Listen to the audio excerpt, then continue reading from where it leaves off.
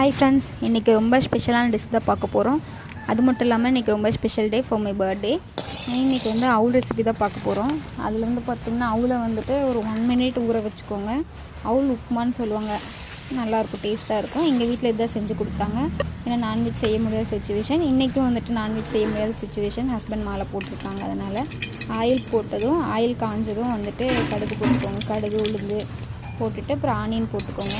Onion போட்டு நல்லா வதக்கிட்டு அப்புறம் கருவேப்பிலை போட்டு அதையும் வந்துட்டு நல்லா மிக்ஸ் பண்ணிக்கோங்க. மிக்ஸ் பண்ணிவிட்டு கடலக்கொட்டை போட்டால் தான் வந்து டேஸ்ட்டாகவே இருக்கும். கடலக்கொட்டை போட்டு நல்லா வதக்கிக்கோங்க. ஆல்ரெடி நான் ரோஸ்ட் பண்ணிவிட்டேன்.